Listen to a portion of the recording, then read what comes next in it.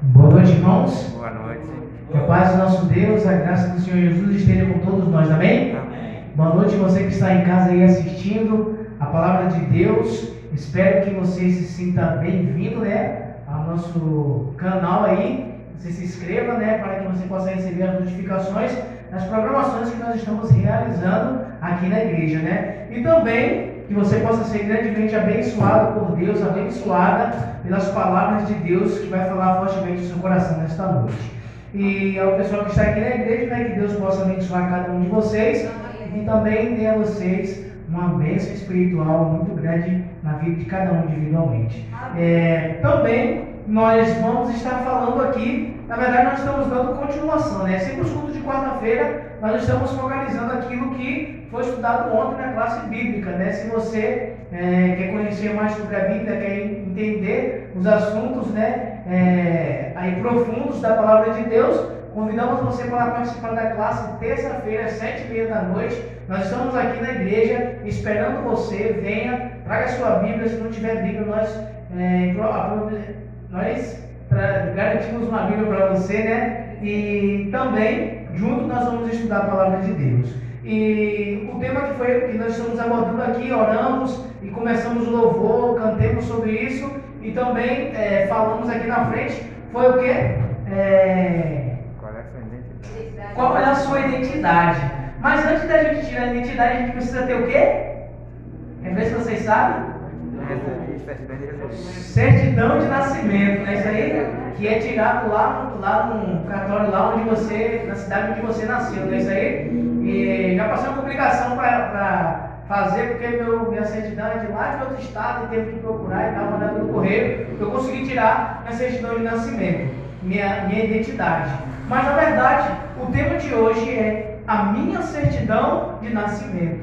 Qual é a sua certidão de nascimento? Vamos abrir a nossa Bíblia, aí abre a sua Bíblia em Mateus, capítulo 16, o versículo 13 até o 20. Mateus, capítulo 16, versículo 13 a 20.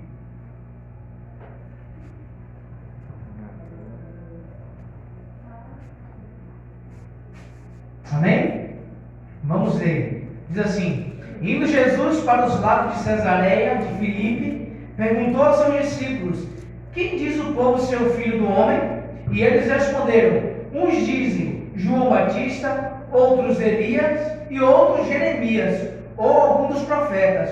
Mas vós, continuou ele, quem dizeis que eu sou? Respondeu Simão Pedro, disse: Tu és o Cristo, o Filho do Deus vivo. Então Jesus lhe afirmou: Bem-aventurado és, Simão Barjonas, porque não foi carne e sangue que tu revelaram, mas meu Pai que estás no céu. Também eu te digo que tu és Pedro, e sobre esta pedra edificarei a minha igreja, e as portas do inferno não prevalecerão contra ela. Dar-te-ei as chaves do reino dos céus. O que ligares na terra terá sido ligado nos céus, e o que desligares na terra terá sido desligado nos céus. Então advertiu os discípulos de que a ninguém dissesse ser ele o Cristo. Então, nós estamos aí no momento na história da humanidade em que Cristo esteve aqui na terra, Mateus 16, de 13 a 20, em que Jesus esteve aqui na terra. Mas aquele momento ali na atualidade era um momento histórico onde estavam especulando grandes coisas e muitas coisas estavam acontecendo na sociedade lá na cidade de Jerusalém. E ali, como nós vimos, aquele século começou meio tumultuado, Eles estavam fazendo muitas confusão na cabeça das pessoas. As pessoas estavam confusas, porque eles não sabiam quem era João Batista, as pessoas não sabiam quem era Jesus, se João Batista era o Elias, se João Batista era Jeremias, alguns diziam que ele era, o Elias ou Jeremias. E aí, então, a partir desse momento, Jesus aparece na história. João é preso, alguns pensavam também que João seria o Messias, porém João é preso, e com a prisão de João aparece quem? Jesus Cristo, como sendo o foco ali das pessoas. E então começa o ministério de Jesus Cristo ali, a sua vida gloriosa nessa terra. A atenção de todos se voltavam para este, e agora especulam. Para que não houvesse dúvida, Jesus testou primeiro os conceitos dos discípulos, para então revelar-se mais uma vez: quem dizem os outros sobre mim? A resposta foi bem composta, mas agora ele pergunta para mim e para você: o que vocês acham de mim? Quem sou eu para vocês? Você já tem uma definição, um conceito definido aí sobre Jesus ou sobre Deus para você? Quem é? Fala assim, quem é Deus para você? Você já tem um conceito definido para você responder quem é Deus para você ou quem é Jesus? Você tem um conceito assim, quem é Deus para você? Ou você espera ali a palavra vir um momento para você falar, e você fala o que todo mundo fala? Ou você já tem um conceito já na sua mente gravado de quem é Deus, quem é Jesus para você? Mais ou menos? Se você não tem, essa noite nós vamos entrar aí na ideia do conceito de quem é Deus, e você no final dessa mensagem vai ter para você quem é Deus na sua vida. Essa foi, com certeza, a pergunta mais importante já feita em todos os tempos. A pergunta de Jesus, com certeza, foi a pergunta mais importante já feita em todos os tempos. Jesus perguntou: quem sou eu para vocês? As pessoas dizem que eu sou isso, sou aquilo. Aí Jesus pergunta: e quem sou eu para você? Essa pergunta ecoa por gerações e gerações. E a pergunta é a mesma: quem sou eu para você? As pessoas dizem que eu sou tal, eu sou criador, sou isso, sou aquilo. Mas e para você? Para vocês, Jesus está perguntando para o discípulo que hoje somos nós, os discípulos de Jesus: quem sou eu para você?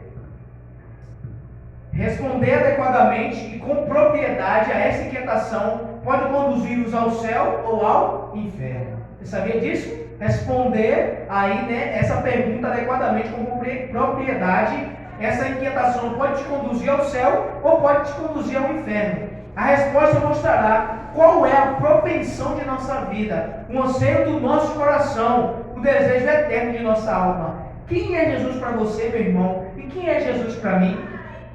Vamos responder? Se você ainda não parou para refletir nessa pergunta, eu convido a conhecer o que a Bíblia diz sobre Deus. Vamos ver, o que a Bíblia diz sobre Deus?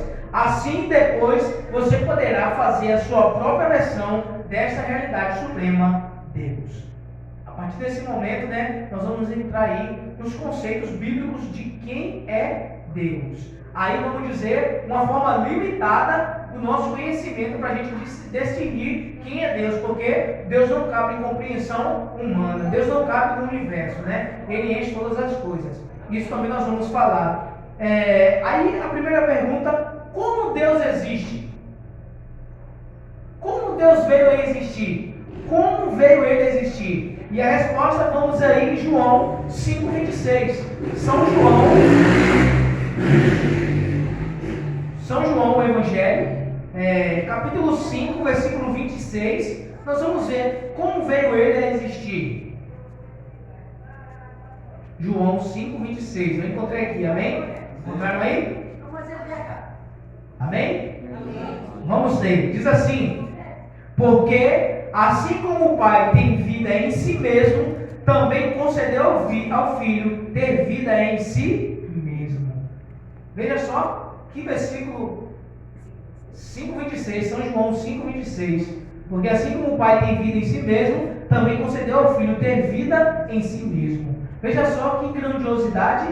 Deus tem vida em si mesmo. E Ele concedeu ao Filho ter também vida em si mesmo. Ele é eterno. Sempre existiu, nunca foi criado, e Ele possui vida em si próprio. Talvez nos seja difícil entender tal ponto, E é difícil entender. Nunca, jamais nós vamos entender como alguém não teve princípio e jamais terá fim. Como que a gente consegue entender que alguém não teve princípio e nunca terá fim? É eterno. É muito difícil da gente conseguir compreender. Nunca nós iremos compreender tal realidade. Mas a lógica da vida e das coisas que existem nos levam a acreditar nisto. Tudo veio de alguém. Ora, para isso é necessário que esta origem nunca seja necessariamente eterna, de origem própria. Interessante é que a teoria de Einstein, que a teoria de Einstein diz que os seres formados por luz são eternos. Einstein criou uma teoria que ele diz que os seres que são formados por luz são eternos. Ele afirmou que as coisas que andam na velocidade da luz, ou seja, 3.000 quilômetros, não envelhecem. Ele criou essa teoria. Para eles, o tempo não passa, por isso eles são eternos. Aí Deus é luz, né? Deus é luz, diz a Bíblia, e algo semelhante deve acontecer com ele. Se o que é criado por luz, né, não envelhece e está além do tempo, né, da velocidade da luz, está além do tempo, e Deus é a própria luz, então Deus é eterno. Deus é eterno. Para Deus, veja só, para Deus, a única diferença entre o futuro e o passado é que certas verdades tão eternas como o próprio Deus ainda não se tornaram parte da história humana. Veja só, para Deus a única diferença entre o futuro e o passado é que a gente ainda não compreendeu quem é Deus. Não entrou esse conceito ainda na história, na nossa compreensão humana. Na verdade, o homem que tenta diminuir a glória de Deus, recusando-se a adorá-lo, é como um lunático que deseja apagar o sol, escrevendo a palavra escuridão nas paredes de uma cela. A pessoa que diz que Deus não existe é como você tentar apagar a luz do sol, escrevendo a palavra escuridão na parede de uma cela. Quem escreveu isso foi C.S. Lewis. Ele escreveu essa frase. Então não tem como apagar a existência de Deus. Deus possui vontade independente. Você sabia disso? Deus possui vontade independente? Ele não depende de ninguém, a vontade dele é independente? Você sabia disso? Deus possui vontade independente. Vamos abrir nossa Bíblia em Efésios, capítulo 1, versículo 5, e você vai ver que Deus possui vontade independente. Efésios,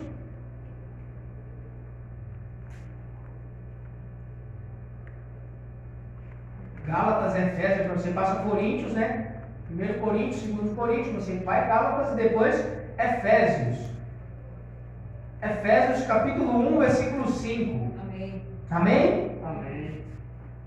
Diz assim: nos predestinou para Ele e para a adoração de filhos por meio de Jesus, adoção de filhos por meio de Jesus Cristo, segundo o beneplácito de sua vontade. Amém. Veja só, Ele nos escolheu para sermos filhos dele, segundo o beneplácito da sua vontade. Ele nos adotou para ser chamados seus filhos, independente da sua vontade. Ele enviou o seu filho para morrer por nós. Amém. Você quer aceitar ou não? Você aceita Jesus Cristo na sua vida ou não? Independente da sua vontade de aceitar ou não, Ele enviou o seu filho para nos chamar de filhos também. Então é muito interessante que Deus possui vontade independente. Independente de você, Ele vai fazer. Se Ele tiver que fazer, independente, Ele vai fazer. Se você quiser acompanhar o processo, vai ser muito bom para você. Agora, se você não quiser acompanhar, você vai lutar contra os agrilhões, né? Como Paulo estava tentando lutar contra a vontade de Deus e só estava entrando em furada, né? Então, se você quiser girar para onde a roda gira, né? Se a roda na madeira e a roda gira, desce. Se você quiser também fazer a mesma coisa, você vai se dar muito bem. Porém, se você quiser fazer com que na ladeira a roda, em vez de descer, suba, aí você vai lutar contra a vontade de Deus. E independente, a roda vai descer do mesmo jeito. Ninguém jamais pode aconselhar Deus ou fazer mudar ele, a sua atitude ou a sua ideia. Não há ninguém em todo o universo que tenha sabedoria para isto. Ele é perfeito em sua vontade. Amém. Aqui, Robert Warren escreveu: mesmo que Deus tivesse necessidade, nós não poderíamos supri-las, pois possuímos só o que Ele primeiro nos deu. Veja só, mesmo se Deus tivesse alguma necessidade, nós não poderíamos suprir, porque tudo que nós temos foi Ele que nos deu. Então não tem como suprir alguma coisa que a pessoa te deu. Então, se Ele já tem, então Ele te deu, não tem como o ser humano suprir. Então Deus não possui necessidade. Deus vive independente. Ele não precisa dos seus conselhos, né? Ou das suas ideias para fazer alguma coisa. Deus é Deus. Ele faz conforme a sua vontade. Amém. Amém. Agora vamos ver outro ponto aqui interessante. Todas as coisas acontecem como acontecem porque Ele deseja que seja assim. Ah, Senhor, por que isso aconteceu? Por que isso está acontecendo? Todas as coisas acontecem por como acontecem, porque Ele deseja que sejam assim. É da vontade de Deus. Tudo que acontece nesse mundo e fora dele é da vontade de Deus. na verdade, a lógica de tudo é um reflexo, não do que Deus mandou ser, mas do que Ele é.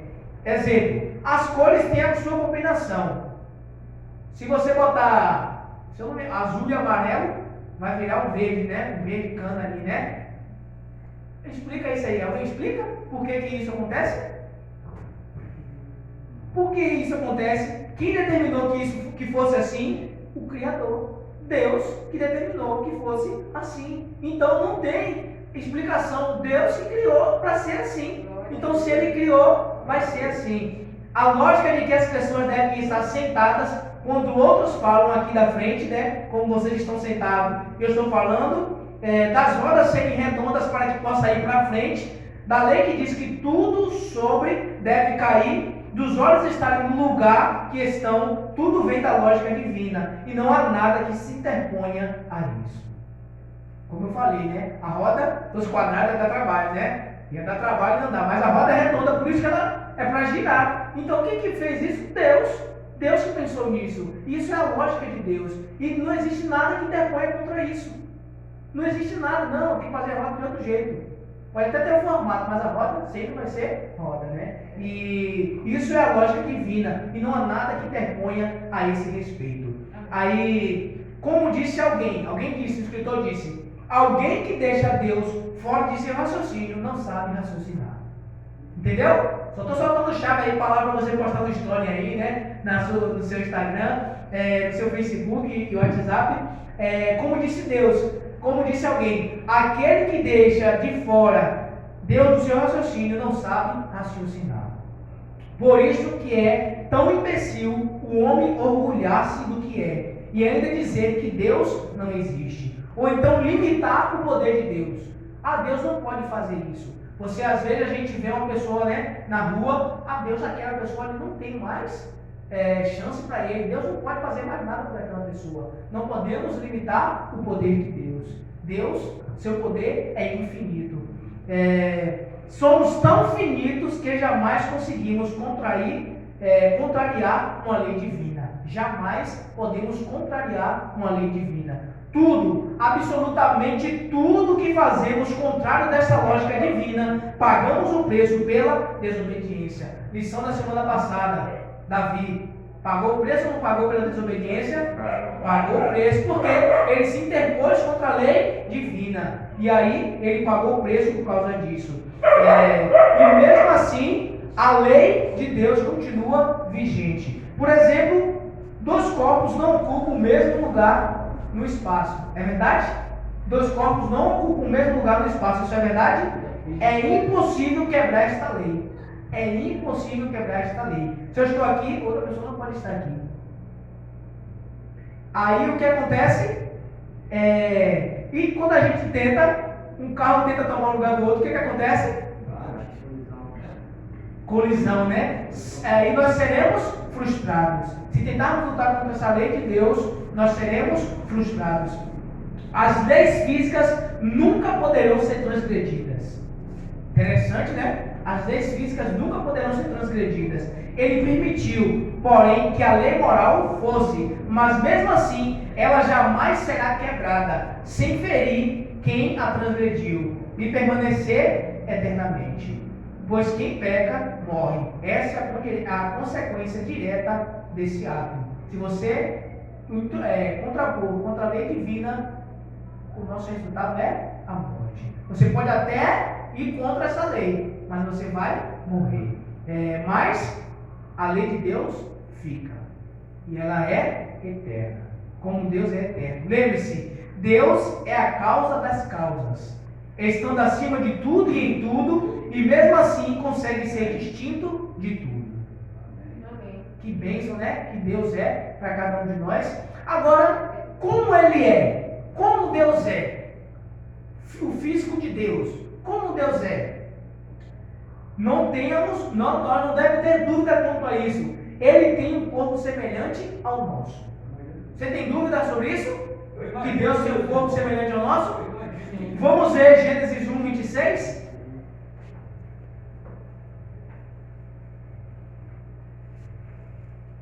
Gênesis, primeiro livro da Bíblia, capítulo 1, versículo 26. E a gente leu o 27 também. Diz assim: também disse Deus: façamos o homem à nossa imagem, conforme a nossa semelhança, tenha ele domínio sobre os peixes do mar, sobre as aves do céu, sobre os animais domésticos, sobre toda a terra e sobre todos os répteis que carteiam pela terra. Criou Deus, pois o homem à sua imagem, a imagem de Deus o criou, homem e mulher os criou. Fomos feitos à sua imagem. Na verdade, nós temos corpo porque ele também tem. Nós poderíamos ser feitos de outra coisa, né? Se não tivesse corpo. Porque se Deus fosse feito assim também nós seríamos. Porque nós somos a imagem e semelhança de Deus. Então, nós somos a imagem de Deus. Então podemos dizer que Deus tem olhos, tem braços, tem cabelo, tem pernas e etc. A única diferença é a presença do pecado em nós. Aí existe a diferença. A presença do pecado em nós, que a gente está hoje, olha só como é que a gente está, pequenininho, tem outros grandes, tem uns fortes, tem uns magros, né? Tem um com as pernas maiores, tem um com a barriga grande, né? Mas é assim mesmo, né? Um com a barriga lá dentro, mas é por causa da consequência do pecado. Isso que nos diferencia da imagem e semelhança de Deus. Mas o nosso corpo depende do dele para sobreviver. O nosso corpo depende do corpo de Deus para sobreviver. Mas ele não depende de ninguém para isso. Amém? Amém. Não gostamos de pensar que Deus tem um corpo, porque nós herdamos a ideia católica pagã de que o corpo é mau. Nele pecamos e usamos para pecar. Por isso ficou o conceito negativo e depreciativo de que Deus não possui um corpo como nós. Isso já é uma ideologia antiga, porque as pessoas pensavam que o corpo é o quê? É usado só para fazer o mal. O corpo existe só para fazer o mal, para pecar, para isso, para aquilo. Não foi feito para isso. Deus criou o homem não para pecar, ele criou o homem para viver eternamente, sem a consequência do pecado. E por isso nós temos nós temos a dificuldade de visualizar um Deus com o corpo, né? Por isso nós temos dificuldade. O apóstolo São João combateu essa ideia tenazmente. Por isso, depois de voltar de Patmos, João estava bem velhinho, né? Vendo essa heresia já dentro da igreja cristã, ele escreveu seu evangelho, mostrando que Deus tornou-se carne. Teve um corpo, mesmo quando esteve entre nós, ele rebaixou-se até o ponto de ter um corpo igual ao dos homens, com a herança de 4.000 anos de pecado. Veja só, Deus se rebaixou a nós, Jesus Cristo veio a essa terra, com uma herança de pecado de mais de 4.000 anos atrás, quando Jesus veio, de herança de pecado, as consequências, ele se rebaixou, teve um corpo como o nosso, para o quê? Para mostrar que ele é semelhante a cada um de nós. Agora, onde Deus mora? Onde Deus mora? No céu dos céus. No terceiro céu. Mas a gente sabe, né? O primeiro céu é o céu atmosférico, o segundo é o espaço sideral, né? E o terceiro é a morada divina. Amém. A morada de Deus. Seja como for, deve ser um lugar muito longe. Pelo menos pela medida que nós usamos. Centímetros, né? Aí, milímetros, quilômetros, né? E muito mais que é medido aí, né? A galáxia, a velocidade da luz, é um lugar muito, mas muito longe mesmo. O tamanho do universo é incrivelmente imenso. Só a heliosfera tem um diâmetro de 15 a 30 bilhões de quilômetros. Possuindo o formato de uma gota no universo. Mas há milhões e milhões de galáxias e de tamanhos maiores do que este. Só uma galáxia é de 15 a 30 bilhões de quilômetros. Existem mais de bilhões de galáxias no universo. Então imagine onde que Deus está, que distância que Deus está. O universo é tão grande que mesmo possuindo milhões de sóis, desse sol que a gente vê aí, né? De tamanhos que chegam a 1 milhão de vezes maiores que o nosso Sol, e o universo ainda é escuro. Para se ter uma ideia da distância, ouça isto. A distância do astro mais próximo da Terra, qual é o astro mais próximo da Terra? A Lua. É de 385 mil quilômetros. A distância do astro mais perto da Lua, 385 mil quilômetros. E do Sol nós estamos a 150 milhões de quilômetros. E da estrela mais próxima, que é a estrela Alfa Centauro, né? Que é a estrela mais próxima da Terra, nós estamos a 4 anos-luz dessa estrela. A mais próxima da Terra, a estrela, né? Mais próxima da Terra. Mas lembre-se, da mesma forma como que não pode existir nenhum lugar sem Deus, nenhum lugar pode abranger ou conter Deus. E Stephen que escreveu essa frase.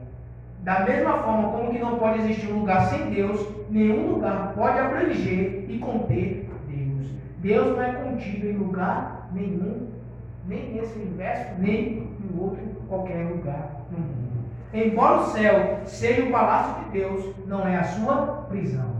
Quem escreveu isso? Thomas Brooks. Ele escreveu: embora o céu seja o palácio de Deus, não é a sua prisão. Porque ele fez um paralelo entre hoje e o mundo. O que os homens estão dentro dos palácios? Estão presos. Não pode sair de segurança para todos os lados. Deus não. Embora o céu seja o palácio dele, o lugar onde ele mora, ele não está preso lá. Ele está em todos os lugares. Agora, existem 3 deuses ou apenas um? E aí?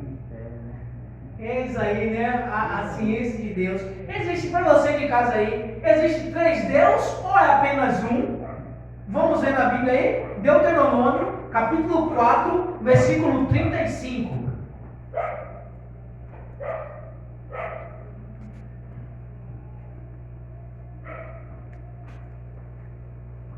Vamos responder a sua pergunta aí na Bíblia, né? Amém? Eu estou aqui ainda procurando. Achei, amém. Deuteronômio 4, 35.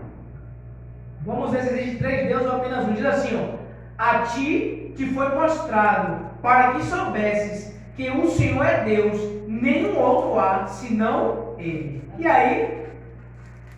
Nenhum outro há, senão Ele. Não existe 3 deuses, há apenas um Deus. Porém, é formado por 3 pessoas distintas e especiais. Não existe 3 deuses, é apenas um, porém formado em 3 pessoas distintas e especiais. Porque se você vê aquele versículo que a gente leu anteriormente, Gênesis 1:26, falou: façamos o homem à nossa imagem. Então não existe só um, existe 3, porém é composto de um só Deus. E aí, dá para entender o mistério de Deus? Pode enrolar a mente um pouquinho aí, para conseguir tentar entender sobre Deus. Cada uma pessoa possui o próprio corpo. Jesus, o Espírito Santo e Deus, cada um possui o seu próprio corpo, assim como sua personalidade e sua capacidade, vontades e desejos são totalmente particulares. Veja só, as vontades de Deus, as vontades de Jesus e a vontade do Espírito Santo são totalmente particulares. Olha só, você está de acordo com a particularidade de Deus? Que maravilha, hein? Andar de acordo com a vontade de Deus. Isso aí forma só um Deus em propósito, mente e caráter. Incrível é que um vive para exaltar o outro. Isso que é incrível. Jesus exaltou o Pai quando esteve aqui na terra, o Pai exaltou Jesus e o Espírito Santo exaltou o Pai e Jesus também. Exalta hoje nas nossas vidas também. O Espírito Santo viveu para exaltar ambos e sempre foi exaltado pelo Pai por Jesus aqui na terra. Veja o batismo de Jesus e a ceia dos apóstolos e a sua crucifixão. Né? Tudo aquilo ali era Jesus mostrando o Pai e o Espírito Santo ali também, junto ali trabalhando com o Pai e com o Filho, e o Filho também exalta o Espírito Santo juntamente com o Pai. Qual é o nome de Deus? Ele se apresenta com vários nomes por toda a Escritura: Shalom, Adonai, Deus dos exércitos, eu sou. E o mais grandioso é Jeová, né? Como nós pronunciamos, Jeová. O mais popular são Deus, o Pai, o Filho e o Espírito Santo. É claro que são nomes funcionais, que objetivam explicar a função deles a nosso favor. Na verdade, são títulos. Eu sou é um título de Deus. Shalom, Adonai, Deus dos exércitos. Isso é um título de Deus. Até o nome de Deus é impronunciável. Sempre a palavra, né? Graças a Deus. É impronunciável o nome de Deus. E quais são as características de Deus? Deus é onipresente, onipotente e onisciente. Deus é onipresente. Hebreus 4:13. Hebreus 4:13. Vamos ver Deus onipresente.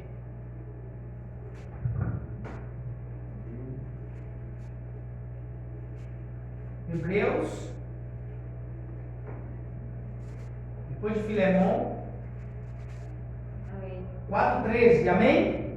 Nos diz assim: e não há criatura que não seja manifesta na sua presença. Pelo contrário, todas as coisas estão descobertas e patentes aos olhos daquele a quem temos de prestar contas. Deus é onipresente. Todas as coisas estão patentes aos seus olhos. E por todas as coisas que fazemos devemos prestar conta. Então Deus é onipresente. É a capacidade de estar em todos os lugares ao mesmo tempo. É a questão da onipresença. Deus tem a capacidade de estar em todos os lugares ao mesmo tempo. A Bíblia não é muito clara sobre como isso ocorre, né? Como isso ocorre? Como que Deus está presente em todos os lugares? Ele pode estar em todos os lugares porque Ele contempla tudo, ou pode estar pessoalmente em todos os lugares, entendeu? Ou Ele pode contemplar tudo da sua morada, ou Ele pode estar presente em todos os lugares. É bem provável que ele seja formado por partículas semelhantes aos táquions, descobertos pelo cientista há pouco tempo. Deus é um círculo infinito. Olha só, eu gostei desse exemplo aqui de Deus. Olha só, Deus, imagina um círculo infinito,